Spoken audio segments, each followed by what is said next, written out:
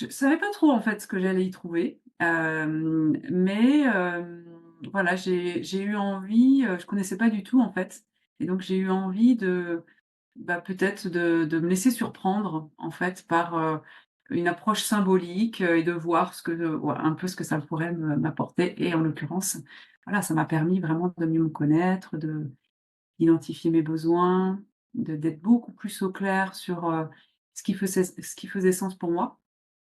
Et voilà, donc ça a nourri aussi toute, voilà, toute cette, réflexion, personnelle. Donc c'est toute cette symbolique des nombres qui existe depuis des millénaires, qui permet, voilà, de mieux se connaître.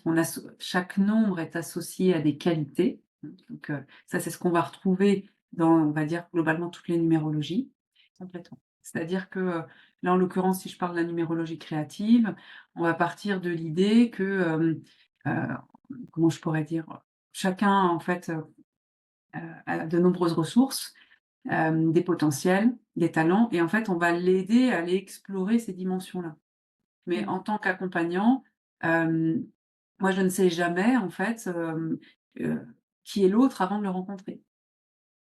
Donc il y a vraiment cette idée de co-créer, en Mmh. fait, avec la personne qui est accompagnée, l'échange pour voir comment les nombres résonnent par rapport à sa situation, son questionnement. Et donc c'est ça aussi la dimension créative, c'est de créer l'espace en fait on pourrait dire créer une rencontre, créative de nouvelles idées, de clarification, qui peut aider à la décision, qui peut aider à préparer des projets et cetera. On est là pour, voilà, on va dire faire émerger des idées et puis, amener encore plus de discernement sur qui on est et oui, quelles sont nos ressources, nos possibilités. Et puis aussi à l'échelle de l'année, qui vont nous donner comme des points de repère en fait sur, ce qui est un peu plus d'actualité pour nous aujourd'hui. Donc il y a Ouais. pas on n'est pas dans on cherche pas à prédire, hein, ou à deviner ce qui va se passer, mais plutôt à mettre des mots sur ce qu'on sent déjà naturellement à l'intérieur de soi.